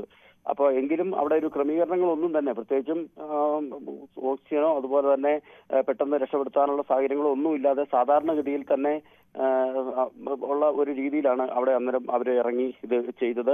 സാധാരണ അവിടെ മുൻപും ഇവര് ഇത്തരത്തിലുള്ള ക്ലീനിങ് കാര്യങ്ങളിലൊക്കെ ഇടപെട്ടിട്ടുള്ളവരാണ്. മുൻപും ഇവിടെ ഇറങ്ങിയിട്ടുള്ളവർ തന്നെയാണ്. അതുകൊണ്ട് തന്നെ മുൻപരിചയമുള്ളത് കൊണ്ട് അത്തരത്തിലുള്ള ഒരു ആശങ്കയും ആദ്യം ഉണ്ടായിരുന്നില്ല. പക്ഷെ ആദ്യം ഇറങ്ങിയ ആള് അപകടത്തിൽപ്പെട്ടു. അത് മനസ്സിലാക്കാതെ വീണ്ടും കാണാതെ വന്നതോടെ വീണ്ടും അടുത്ത ആൾ ഇറങ്ങുമായിരുന്നു. അങ്ങനെയാണ് 2 പേര് കൂടി ഇറങ്ങി ഈ അപകടത്തിലേക്ക് ദാരുണമായി സംഭവത്തിലേക്ക് പോയത്. അനുസരി ഈ മന്ത്രി റോഷി അഗസ്റ്റിൻ കൂടി റിപ്പോർട്ട് തേടിയ ഒരു സാഹചര്യത്തിൽ ഇനിയുള്ള നടപടിക്രമങ്ങൾ അത് എങ്ങനെയൊക്കെയായിരിക്കും? തീർച്ചയായും ഈ ഹോട്ടൽ ഉടമയോട് എതിരെ ചിലപ്പം അത് നിയമപരമായിട്ടുള്ള നടപടികൾക്ക് ഒരു സാധ്യത കാണുന്നുണ്ട്. ഏതായാലും എന്താണ് സംഭവിച്ചതെന്നുള്ളതിനെ സംബന്ധിച്ച് റിപ്പോർട്ട് തേടിയിട്ടുണ്ട്. മന്ത്രി ഉൾപ്പെടെ റിപ്പോർട്ട് തേടിയിട്ടുണ്ട്. ആരോഗ്യ വിഭാഗമുണ്ട്. അതുപോലെ തന്നെ മുനിസിപ്പാലിറ്റിയുടെ ആളുകളും ആ കാര്യത്തിൽ ജാഗ്രത പുലർത്തിയിട്ടുണ്ട്. എന്തായാലും ശക്തമായിട്ടുള്ള അന്വേഷണം തുടർന്ന് ഇന്നും ഉണ്ടാവും എന്നാണ് നമുക്ക് കരുതുന്നത്. ഇന്ന് ഇപ്പോൾ നിലവിൽ 3 പേരുടെയും മൃതദേഹം കട്ടപ്പന താലൂക്ക് ആശുപത്രിയിലാണ് സൂക്ഷിച്ചിട്ടുള്ളത്. ഇന്ന് പോസ്റ്റ്മോർട്ടം ചെയ്ത് അവരുടെ ബന്ധുക്കൾക്ക് വിട്ടുകൊടുക്കുമെന്നാണ് നമുക്ക് അറിയാൻ കഴിയുന്നത്. അനുശ്രീ ശരി, VK സ്റ്റാലിനാണ് കൂടുതൽ വിവരങ്ങൾ നൽകിയത്. ഓടയിൽ കുടുങ്ങി മലയാളികൾ മരിച്ചു എന്നുള്ള ദാരുണമായ വാർത്തയാണ് പുറത്തു വരുന്നത്. മറ്റു വാർത്തകളിലേക്ക് പോകുമ്പോൾ ധനാനുമതി ബിൽ പാസ്സാക്കാനാവാതെ വന്നതോടെ അമേരിക്കയിൽ സർക്കാർ പ്രവർത്തനം സ്തംഭനത്തിലേക്ക്. നിർത്തലാക്കിയ ആരോഗ്യ പരിരക്ഷാ ആനുകൂല്യങ്ങൾ ബില്ലിൽ ഉൾപ്പെടുത്തണമെന്ന ഡെമോക്രാറ്റുകളുടെ ആവശ്യമാണ് പ്രതിസന്ധിക്ക് വഴിവെച്ചത്. 5 ലക്ഷത്തോളം പേർ അവധിയിലേക്ക് ഇവരെ പിരിച്ചുവിടുമെന്നാണ് US പ്രസിഡന്റ് ഡൊണാൾഡ് ട്രംപിന്റെ മുന്നറിയിപ്പ്. വിവരങ്ങളുമായി VR കാർത്തിക് ചേരുന്നുണ്ട്. കാർത്തിക്, അമേരിക്ക ഒരു ഷട്ട്ഡൌണിലേക്ക് പോവുകയാണോ? അനുശ്രീ, വരും മണിക്കൂറുകളിൽ ഷട്ട്ഡൌണിലേക്ക് നീങ്ങും. അത്തരത്തിൽ പ്രതിസന്ധിയിലാണ് കാര്യങ്ങൾ. പുതിയ സാമ്പത്തിക വർഷം ആരംഭിക്കുന്നത് ഒക്ടോബർ 1-നാണ്. സാധാരണഗതിയിൽ ഒക്ടോബർ 1-ന് പുതിയ സാമ്പത്തിക വർഷം ആരംഭിക്കുന്നതിന് മുൻപ് കോൺഗ്രസ് ധന അനുമതി ബിൽ പാസാക്കി അത് പ്രസിഡന്റ് ഒപ്പുവെക്കുന്നതാണ് പതിവ്. എന്നാൽ ഇത്തവണ ഡെമോക്രാറ്റുകളും റിപ്പബ്ലിക്കൻസും തമ്മിൽ വലിയ തോതിലുള്ള തർക്കം നിലനിന്നിരുന്നു. ആരോഗ്യ പരിരക്ഷ സംബന്ധിച്ച വ്യവസ്ഥകൾ ബില്ലിൽ ഉൾപ്പെടുത്തണം എന്നതായിരുന്നു ഡെമോക്രാറ്റുകൾ പ്രധാനമായും മുന്നോട്ട് വെച്ച ആവശ്യം. നേരത്തെ തന്നെ അവർ ഈ ആവശ്യം ഉന്നയിച്ചിരുന്നു. അതിൻ്റെ ഒരു പശ്ചാത്തലത്തിൽ ഷട്ട്ഡൗൺ മുന്നിൽ കണ്ട് പല റൗണ്ട് ചർച്ചകളും ഡെമോക്രാറ്റ് റിപ്പബ്ലിക്കൻ നേതാക്കളുമായി നടത്തിയിരുന്നു. പക്ഷെ അതിലൊന്നും തന്നെ ഒരു സമവായത്തിൽ എത്തിച്ചേരാൻ സാധിച്ചില്ല. കഴിഞ്ഞ ദിവസം ട്രംപിന്റെ സാന്നിധ്യത്തിൽ കൂടി നടന്ന ചർച്ചയിലും ഒരു പ്രശ്ന പരിഹാര ഫോർമുല ഉരുത്തിരിഞ്ഞില്ല. അതുകൊണ്ടാണ് ഇത്തരത്തിൽ ഒരു പ്രതിസന്ധിയിലേക്ക് കാര്യങ്ങൾ പോകുന്നത്. നമ്മുടെ നാട്ടിലേതുപോലെ തന്നെ കേന്ദ്ര സർക്കാരുടെ ജീവനക്കാർക്ക് ശമ്പളം കൊടുക്കാതെ വന്നാൽ അത് എന്ത് തരം പ്രതിസന്ധി ഒരു രാജ്യത്ത് സൃഷ്ടിക്കും? സമാനമായ പ്രതിസന്ധിയാണ് US-ലും ഉണ്ടാകാൻ പോകുന്നത്. കാരണം ധനവിനിയോഗ ബിൽ പാസ്സാക്കാത്തതിനാൽ ഉദ്യോഗസ്ഥർക്ക് ശമ്പളമടക്കം നൽകാൻ കഴിയില്ല. അത്തരത്തിൽ ഷട്ട്ഡൗണിലേക്ക് പോകുമ്പോൾ 5 ലക്ഷത്തോളം ജീവനക്കാർ നിർബന്ധിത അവധിയിലേക്ക് പോകേണ്ട ഒരു സാഹചര്യം ഉണ്ടാകും. ഇങ്ങനെ നിർബന്ധിത അവധിയിലേക്ക് പോകുമ്പോൾ ജനങ്ങളുടെ അവശ്യ സർവീസുകൾ അവശ്യ സർവീസുകൾ ഒഴികെയുള്ള സേവനങ്ങൾ അതിനെ പൂർണ്ണതോതിൽ ബാധിക്കുന്ന ഒരവസ്ഥയിലേക്ക് കാര്യങ്ങൾ എത്തും. അത്തരത്തിലാണ് ഇപ്പോൾ അമേരിക്ക നേരിടുന്ന പ്രതിസന്ധി. നിർത്തലാക്കിയ ആരോഗ്യ പരിരക്ഷ, അതായത് നേരത്തെ ഒബാമ കെയർ എന്ന രീതിയിൽ വളരെ പ്രസിദ്ധമായ അത്തരത്തിൽ ആരോഗ്യ സംരക്ഷണവുമായി ബന്ധപ്പെട്ട് അവർക്ക് വലിയ തോതിൽ ഉദ്യോഗസ്ഥർക്ക് പരിരക്ഷയുണ്ടായിരുന്നു. ആ പരിരക്ഷയുമായി ബന്ധപ്പെട്ട് വലിയ തോതിലുള്ള വ്യവസ്ഥകൾ ഈ ട്രംപ് ഭരണകൂടം നിർത്തലാക്കുകയും ചെയ്തു. ഇതാണ് പ്രതിസന്ധിക്ക് വഴിവെച്ചത്. ഇത് പുനഃസ്ഥാപിക്കണമെന്ന പ്രധാന ആവശ്യമാണ് റിപ്പബ്ലിക്കൻസ് മുന്നോട്ട് വയ്ക്കുന്നത്, ഡെമോക്രാറ്റുകൾ മുന്നോട്ട് വയ്ക്കുന്നത്. ഇത് ഒരു തരത്തിലും അംഗീകരിക്കാൻ കഴിയില്ല എന്ന് വൈറ്റ് ഹൗസ് നേരത്തെ തന്നെ വ്യക്തമാക്കിയിട്ടുണ്ട്. അതാണ് ഒരു പ്രതിസന്ധിയിലേക്ക് കാര്യങ്ങൾ എത്തിച്ചതും. എന്തായാലും വരും മണിക്കൂറുകളിലേക്ക് ഒരു ഷട്ട്ഡൗണിലേക്ക് കാര്യങ്ങൾ എത്തും. ഇത് വലിയ തോതിൽ അവിടുത്തെ സാധാരണ ജനങ്ങളുടെ ജീവിതത്തെ ബാധിക്കും. അവശ്യ സർവീസുകൾ ഒഴികെ മറ്റെല്ലാ പ്രവർത്തനങ്ങളെയും ഇത് ബാധിക്കുമെന്നതാണ് നിലവിലെ സാഹചര്യം. മറ്റൊന്ന്, സർക്കാർ ചെലവുകൾക്കുള്ള ധന അനുമതി പാസ്സാക്കാതെ വന്നതോടെ ആകെ അടച്ചുപൂട്ടൽ ഭീഷണിയിലേക്കും കാര്യങ്ങൾ എത്തും എന്ന നിലവിൽ സാഹചര്യം ഉണ്ട്. സെനറ്റിൽ അവസാനഘട്ട വോട്ടെടുപ്പിലും ധന അനുമതി ബിൽ പാസ്സാക്കാൻ കഴിയാതെ വന്നതാണ് ഇപ്പോൾ പ്രതിസന്ധിക്ക് കാരണമായത്. ധന അനുമതി ബിൽ പാസ്സാക്കണമെങ്കിൽ 7 ഡെമോക്രാറ്റിക് അംഗങ്ങളുടെ പിന്തുണ വേണമായിരുന്നു. 2 ഡെമോക്രാറ്റിക് അംഗങ്ങളുടെ പിന്തുണ മാത്രമാണ് ലഭിച്ചത്. അതാണ് പ്രതിസന്ധിക്ക് വഴിവെച്ചത്. എന്തായാലും ഷട്ട്ഡൗണിലേക്ക് കാര്യങ്ങൾ പോകുന്നു. അമേരിക്ക നേരത്തെയും സമാനമായ സാഹചര്യങ്ങളിലൂടെ കടന്നു പോയിട്ടുമുണ്ട്. 2019 2018 സമാനമായ സാഹചര്യം ഉണ്ടായിരുന്നു. ഏതാണ്ട് 35 ദിവസത്തോളം ഷട്ട്ഡൗൺ ഉണ്ടായിരുന്നു. അന്നും ട്രംപ് ആയിരുന്നു അധികാരത്തിൽ. ട്രംപ് ഭരണകൂടം കുടിയേറ്റവുമായി ബന്ധപ്പെട്ട തർക്കങ്ങളായിരുന്നു അന്നും അത്തരത്തിൽ പ്രതിസന്ധിയിലേക്ക് കാര്യങ്ങൾ എത്തിച്ചത്. സാധാരണഗതിയിൽ ഷട്ട്ഡൗൺ അവസാനിക്കുമ്പോൾ ഉദ്യോഗസ്ഥർ തിരിച്ചെത്തുകയും അവർക്ക് ഈ ഇടക്കാല കാലയളവിലുള്ള ശമ്പളം നൽകുകയും ചെയ്യും. എന്നാൽ ട്രംപ് ഇത്തവണ ഒരു മുന്നറിയിപ്പ് നൽകിയിട്ടുണ്ട്. ഇത്തരത്തിൽ 5 ലക്ഷത്തോളം ജീവനക്കാർ നിർബന്ധിത അവധിയിലേക്ക് പോകുന്ന സാഹചര്യം ഉണ്ടാകുമ്പോൾ അവരെ പിരിച്ചുവിടും എന്നൊരു മുന്നറിയിപ്പാണ് ട്രംപ് നൽകുന്നത് എന്നതാണ് ഏറ്റവും വലിയ പ്രത്യേകതയായി ഇത്തവണ ഉള്ളത്. അത്തരത്തിലൊരു മുന്നറിയിപ്പ് അദ്ദേഹം നൽകുന്നു. അതിന് കാരണമായി ചൂണ്ടിക്കാട്ടുന്നത് അനധികൃത കുടിയേറ്റവുമായി ബന്ധപ്പെട്ട കാര്യങ്ങൾ തന്നെയാണ്. അനധികൃത കുടിയേറ്റക്കാർക്ക് മെഡിക്കൽ ആനുകൂല്യം നൽകണം എന്ന ആവശ്യമാണ് ഡെമോക്രാറ്റുകൾ മുന്നോട്ട് വയ്ക്കുന്നത് എന്ന ഒരു വിമർശനമാണ് ട്രംപ് ഉന്നയിക്കുന്നത്. അത് ചെയ്യുന്നത് അവരെ രാജ്യത്തേക്ക് കൂടുതൽ മറ്റ് രാജ്യങ്ങളിൽ നിന്ന് കൂടുതൽ പേരെ അമേരിക്കയിലേക്ക് എത്താൻ അത് പ്രേരിപ്പിക്കുന്നു. ഇത് അധിക സാമ്പത്തിക ബാധ്യത ഉണ്ടാക്കും. അത്തരത്തിൽ ഒരു രാജ്യത്തിനും ഇത്തരത്തിൽ വലിയൊരു സാമ്പത്തിക ബാധ്യത താങ്ങാനാകില്ല. അതുകൊണ്ടാണ് ഈ തീരുമാനത്തിലേക്ക് പോകുന്നത് എന്നാണ് ട്രംപ് നൽകുന്ന വിശദീകരണം. എന്തായാലും വലിയ തോതിലുള്ള പ്രതിഷേധത്തിന് ഇത് വഴിവെക്കും. ഒരു തരത്തിലുള്ള ഒത്തുതീർപ്പിനും ഡെമോക്രാറ്റുകൾ തയ്യാറാകാത്തൊരു സാഹചര്യമാണ് നിലവിലുള്ളത്. അങ്ങനെ വരും മണിക്കൂറുകളിൽ അമേരിക്ക ഷട്ട്ഡൗണിലേക്ക് നീങ്ങുന്നു. അവശ്യ സർവീസുകളിലേക്ക് മറ്റെല്ലാം മുടങ്ങുന്ന ഒരു സാഹചര്യത്തിലേക്ക് കാര്യങ്ങളെത്തും. അത് ജനജീവിതത്തെ സാരമായി ബാധിക്കുകയും ചെയ്യും. അനുശ്രീ, കാർത്തിക്, ഈ സമവായ ചർച്ചകൾ ഫലം കണ്ടില്ല എന്ന് ട്രംപ് പറയുന്നുണ്ട്. അതിനുള്ള ഒരു കാരണം എന്തായിരുന്നു? അതുപോലെ തന്നെ ഇത് അവിടുത്തെ സാധാരണ ജനങ്ങളെ, അവരുടെ ജീവിതത്തെ വലിയ രീതിയിൽ ബാധിക്കില്ലേ? തീർച്ചയായിട്ടും പാർക്കുകളും ദേശീയ ഉദ്യാനങ്ങളും അടക്കം അടച്ചിടുന്ന ഒരു സാഹചര്യം ഉണ്ടാകും. അതോടൊപ്പം തന്നെ സേവനങ്ങളിൽ കാലതാമസം ഉണ്ടാകും. മറ്റു തരത്തിലുള്ള സാധാരണഗതിയിൽ അവശ്യ സർവീസ് ഒഴികെ മറ്റൊന്നും നമ്മൾ നേരത്തെ പറഞ്ഞതുപോലെ തന്നെ പ്രവർത്തിക്കില്ല. ഈ പാസ്പോർട്ട് അപേക്ഷകൾ, സർക്കാർ ആനുകൂല്യങ്ങൾക്കുള്ള അപേക്ഷകൾ, ചെറുകിട ബിസിനസ് എന്നിവയൊക്കെ തന്നെ ഇത് ബാധിക്കുകയും ചെയ്യും. മാത്രമല്ല ഓഹരി വിപണിയും ഇത് വലിയ തോതിൽ ബാധിക്കും. നേരത്തെയും സമാനമായ സാഹചര്യം ചരിത്രത്തിൽ ഉണ്ടായിട്ടുണ്ട്. അപ്പോഴൊക്കെ സ്ഥിതി സമാനമായിരുന്നു. എന്തായാലും ബൈഡൻ ഭരണകൂടം ഉണ്ടായിരുന്നപ്പോൾ ലഭിച്ച ആനുകൂല്യങ്ങൾ, ആ ആനുകൂല്യങ്ങൾ പുനഃസ്ഥാപിക്കണമെന്ന ആവശ്യമാണ് മുന്നോട്ട് വയ്ക്കുന്നത്. ഇത് വലിയ തോതിലുള്ള സാമ്പത്തിക ബാധ്യത ഉണ്ടാക്കുന്നു എന്നാണ് റിപ്പബ്ലിക്കൻസ് അവകാശപ്പെടുന്നത്. പ്രധാനമായും ട്രംപ് ചൂണ്ടിക്കാട്ടുന്നത് 4/1, അതായത് ആകെ ഖജനാവിലേക്കുള്ള വരുമാനത്തിന്റെ 4/1 ഇതിനായി ചെലവഴിക്കേണ്ടി വരും. ഇത് വലിയ തോതിലുള്ള സാമ്പത്തിക ബാധ്യത ഉണ്ടാക്കും. അതുകൊണ്ട് തന്നെ ജീവനക്കാർക്ക് ആരോഗ്യ പരിരക്ഷ അടക്കമുള്ള കാര്യങ്ങളിൽ വിട്ടുവീഴ്ചയ്ക്കില്ല എന്നൊരു നിലപാടാണ് ട്രംപ് സ്വീകരിക്കുന്നത്. എന്തായാലും വലിയ പ്രതിസന്ധിയിലേക്കാണ് കാര്യങ്ങൾ പോകുന്നത് എന്നാണ് നിലവിൽ അവിടെ നിന്ന് പുറത്തുവരുന്ന റിപ്പോർട്ടുകൾ സൂചിപ്പിക്കുന്നത്. എയർ ട്രാഫിക് കൺട്രോൾ, അതോടൊപ്പം തന്നെ ട്രാൻസ്പോർട്ടേഷൻ സെക്യൂരിറ്റി അഡ്മിനിസ്ട്രേഷൻ ഏജന്റുമാർ, ഇത്തരത്തിൽ വളരെ ആവശ്യമായ സേവനങ്ങൾ മാത്രമാവും, പോലീസ് അത്തരത്തിൽ വളരെ ആവശ്യമായ സേവനങ്ങൾ മാത്രമാവും പ്രവർത്തിക്കുക. മറ്റെല്ലാ കാര്യങ്ങളിലും പ്രതിസന്ധിയിലേക്ക് നീങ്ങുന്ന ഒരു സാഹചര്യത്തിലേക്കാണ് US-ൽ കാര്യങ്ങൾ എത്തുന്നത്. അനുസരിച്ച് ശരി, അമേരിക്ക ഒരു അടച്ചുപൂട്ടലിലേക്ക് നീങ്ങുന്നു എന്നുള്ള റിപ്പോർട്ടുകളാണ് പുറത്തു വരുന്നത്. VR കാർത്തികാണ് കൂടുതൽ വിവരങ്ങൾ നൽകിയത്. മറ്റു വാർത്തയിലേക്ക് വരുമ്പോൾ തമിഴക വെട്ടുകഴകം നേതാവ് വിജയുടെ ആരോപണങ്ങൾ തള്ളി തമിഴ്നാട് സർക്കാർ. മന്ത്രി സെന്തിൽ ബാലാജി മരണപ്പെട്ടവരുടെ വീടുകൾ സന്ദർശിച്ച് ധനസഹായം കൈമാറി. അതേസമയം റവന്യൂ സെക്രട്ടറി പി അമുദയുടെ വാർത്താ സമ്മേളനത്തിനെതിരെ പ്രതിപക്ഷം രംഗത്ത് വന്നു. സുപ്രീംകോടതി ജഡ്ജിയുടെ നേതൃത്വത്തിൽ അന്വേഷണം വേണമെന്ന് BJP ആവശ്യപ്പെട്ടു. KP അഭിലാഷ് കൂടുതൽ വിവരങ്ങളുമായി ചേരുന്നു. അഭിലാഷ്, ഇന്നലെ വിജയുടെ പ്രതികരണം വന്നിട്ടുണ്ടായിരുന്നു. അതിൽ ഇത് സർക്കാരിന്റെ ഗൂഢാലോചനയാണ് എന്ന തരത്തിലുള്ള ഒരു പരാമർശമാണ് വിജയ് ഉന്നയിച്ചത്. അതായത് വിജയ് ഇതൊക്കെ കൈകഴുകി വിജയ് ഇതിൽ നിന്നൊക്കെ മാറുന്നു എന്ന് വേണം നമ്മൾ കരുതാൻ. Anusree, good morning. സൂചിപ്പിച്ചതുപോലെ തന്നെ കഴിഞ്ഞ ദിവസങ്ങളിൽ ഈ കരൂർ അപകടവുമായി ബന്ധപ്പെട്ട സർക്കാരിൻ്റെ ഭാഗത്ത് നിന്ന് ഉൾപ്പെടെ അവധാനതയോടുകൂടിയുള്ള ഒരു ഇടപെടൽ ആണ് ഉണ്ടായത്. പ്രത്യേകിച്ച് വിജയ്ക്ക് എതിരെയും ഒപ്പം TVKയ്ക്ക് എതിരെയും വളരെ പെട്ടെന്നുള്ള നടപടികളിലേക്ക് പോകേണ്ടതില്ല എന്നുള്ളതായിരുന്നു സർക്കാരിൻ്റെയും DMKയുടെയും തീരുമാനം. എന്നാൽ ഇന്നലെ വാർത്താ സമ്മേളനത്തിലടക്കം വിജയ് സർക്കാരിനെ കുറ്റപ്പെടുത്തുന്ന സമീപനം തുടരുകയാണ് ഉണ്ടായത്. ഇത്രയും വലിയ ഒരു അപകടം നടന്നിട്ട് പോലും ആ അപകടത്തിൻ്റെ ഉത്തരവാദിത്തം ഏറ്റെടുക്കുന്നതിനോ അല്ലെങ്കിൽ തങ്ങളുടെ ഭാഗത്ത് നിന്ന് വീഴ്ച സംഭവിച്ചു എന്ന് സമ്മതിക്കുന്നതിനോ ഒന്നും വിജയ് തയ്യാറായില്ല. ഏതെങ്കിലും തരത്തിലുള്ള ഒരു ക്ഷമാപണം പോലും വിജയുടെ ഭാഗത്ത് നിന്ന് ഉണ്ടായില്ല. സംഘാടനത്തിലെ പിഴവാണ് ഇത്രയും വലിയ അപകടത്തിന് കാരണം എന്നത് സമ്മതിക്കാനും വിജയ് തയ്യാറായില്ല. മറിച്ച് സിനിമാ സ്റ്റൈലിൽ ആരാധകരെ തൃപ്തിപ്പെടുത്തുന്ന തരത്തിൽ ഒരു കണ്ണീർ കഥയാണ് വിജയ് മെനഞ്ഞെടുത്തത് എന്നുള്ളതാണ് DMKയുടെ വിലയിരുത്തൽ. അതുകൊണ്ട് തന്നെ ഇനി DMKയുടെ ഭാഗത്ത് നിന്ന് രാഷ്ട്രീയമായി തന്നെ വിജയെ നേരിടുക എന്നതായിരിക്കും നീക്കം. അതിൻ്റെ ഭാഗമായി തന്നെയാണ് സെന്തിൽ ബാലാജിയെ ഇപ്പോൾ കളത്തിൽ ഇറക്കിയിട്ടുള്ളത്. അതായത് ഈ ദുരന്തത്തിൻ്റെ കാരണം സർക്കാരാണ് എന്നും ഈ ഗൂഢാലോചനയ്ക്ക് പിന്നെ സെന്തിൽ ബാലാജിയാണ് എന്നുമുള്ള വിമർശനമാണ് TVK ഉന്നയിക്കുന്നത്. അതേ മന്ത്രി സെന്തിൽ ബാലാജിയെ തന്നെയാണ് ഇപ്പോൾ DMK കളത്തിലേക്ക് ഇറക്കിയിട്ടുള്ളത്. പ്രത്യേകിച്ച് കരൂരിലെ അപകട സ്ഥലത്ത് സന്ദർശനം നടത്തിയ മന്ത്രി ഈ അപകടത്തിൽ മരണപ്പെട്ടവരുടെ വീടുകൾ സന്ദർശിക്കുകയും ഒപ്പം സർക്കാർ പ്രഖ്യാപിച്ച 10 ലക്ഷം രൂപയുടെ ധനസഹായം നേരിട്ട് കൈമാറുകയും ചെയ്തു. കുടുംബാംഗങ്ങളെ ആശ്വസിപ്പിക്കുകയും ചെയ്തു. അങ്ങനെ സർക്കാരിൻ്റെ പ്രതിനിധി എന്ന നിലയിൽ തന്നെയാണ് സെന്തിൽ ബാലാജിയെ രംഗത്ത് ഇറക്കിയത്. ഒപ്പം പരിക്കേറ്റവരുടെ വീടുകളും സെന്തിൽ ബാലാജി സന്ദർശിച്ചു. അവർക്ക് 1 ലക്ഷം രൂപയുടെ ധനസഹായം കൈമാറുകയും ചെയ്തു.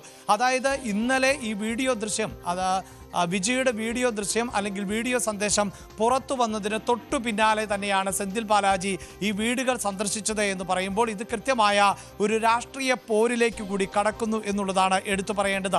ഒപ്പം BJPയുടെ ഭാഗത്ത് നിന്നും വിമർശനങ്ങൾ ഉണ്ടാകുന്നുണ്ട്. BJP നേതാവ് അനുരാഗ് ഠാക്കൂർ ഉൾപ്പെടെയുള്ളവർ സംഭവസ്ഥലം സന്ദർശിക്കുകയും നിലവിലെ അന്വേഷണത്തിൽ അതൃപ്തി പ്രകടിപ്പിക്കുകയുമാണ് ഉണ്ടായത്. സുപ്രീം കോടതിയിലെ സിറ്റിംഗ് ജഡ്ജിയുടെ നേതൃത്വത്തിലുള്ള സുതാര്യമായ ഒരു അന്വേഷണം നടന്നു എങ്കിൽ മാത്രമാണ് ഈ അപകടത്തിന്റെ കാരണത്തെക്കുറിച്ച് വ്യക്തത കൈവരിക്കുകയുള്ളൂ, ഒപ്പം കുറ്റക്കാരെ ശിക്ഷിക്കുകയുള്ളൂ എന്നുള്ളതാണ് നിലപാട്.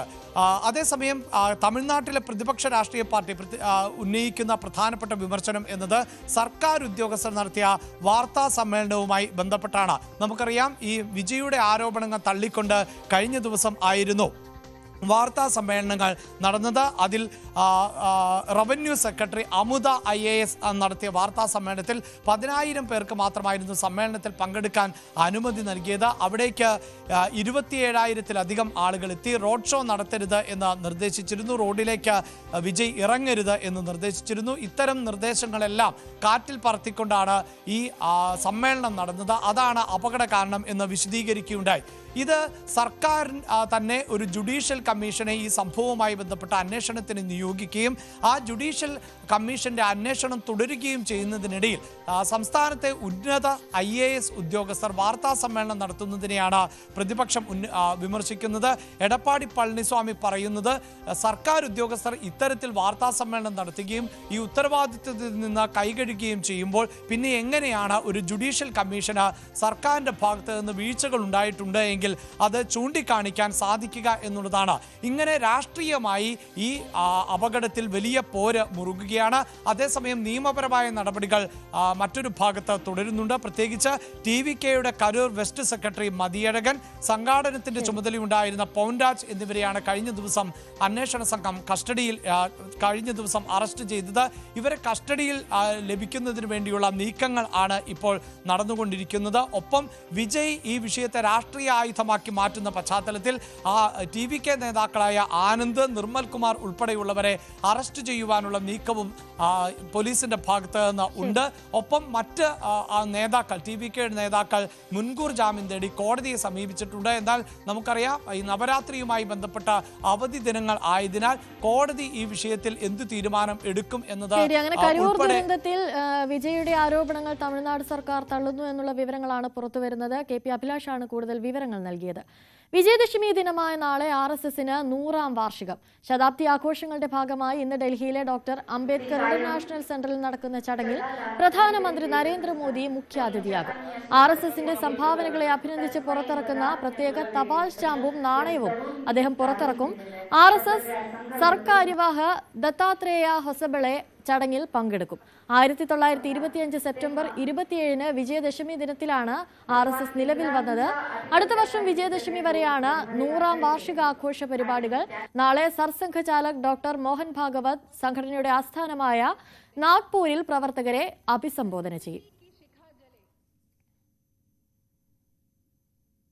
ലോക്സഭാ പ്രതിപക്ഷ നേതാവ് രാഹുൽ ഗാന്ധിക്കെതിരെ ഭീഷണി മുഴക്കിയ കേസിൽ BJP നേതാവ് പ്രിന്റു മഹാദേവിന് ജാമ്യം ലഭിച്ചു. ഇന്നലെ രാത്രിയാണ് പേരാമംഗലം പോലീസ് സ്റ്റേഷനിൽ പ്രിന്റു ഹാജരായത്. തുടർന്ന് മജിസ്ട്രേറ്റിന് മുന്നിൽ ഹാജരാക്കിയപ്പോഴാണ് ജാമ്യം ലഭിച്ചത്. BJP പ്രവർത്തകർക്കൊപ്പമാണ് പ്രിന്റു സ്റ്റേഷനിലെത്തിയത്. ന്യൂസ് 18 സ്പെഷ്യൽ ഡിബേറ്റിൽ കൊലവിളി മുഴക്കിയതിനാണ് പേരാമംഗലം പോലീസ് കഴിഞ്ഞ ദിവസം കേസ് രജിസ്റ്റർ ചെയ്തത്.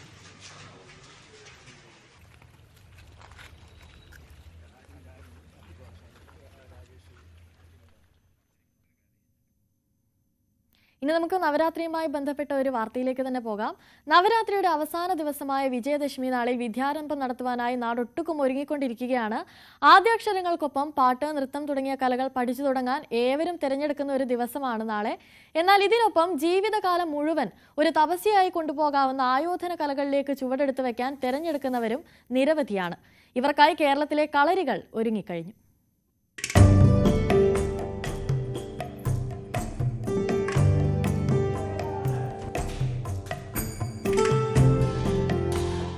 ഏറ്റവും പഴയ ആയോധന കലകളിലൊന്നാണ് കളരിപ്പയറ്റ്.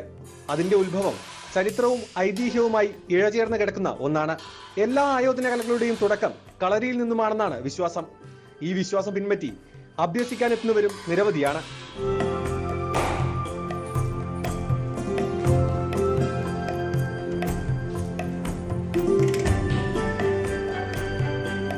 വർഷത്തിലധികം പഴക്കമുള്ള തിരുവനന്തപുരം പൂജപ്പുരയിലെ മാരുതി കളരിയിൽ ചുവടുറക്കാനും കളരിയെ ജീവിതത്തിന്റെ ഭാഗമാക്കാനും ഇന്നും കുരുന്നുകളെത്തുന്നു. ഈ വർഷം എല്ലാ വർഷത്തേക്കാളും ഈ വർഷം വിദ്യാരംഭത്തിന് 100-ലധികം കുട്ടികൾ പല ബ്രാഞ്ചുകളിലായി നമ്മളിന്ന് വിദ്യാരംഭം കുറിക്കാൻ പോവുകയാണ്.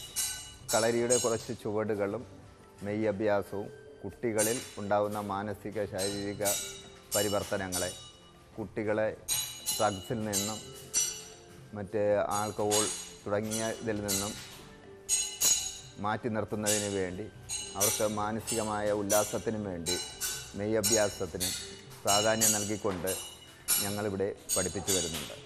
തെക്കൻ ശൈലിയും വടക്കൻ ശൈലിയും സംയോജിപ്പിച്ചുകൊണ്ടുള്ള പരിശീലനമാണിവിടെ.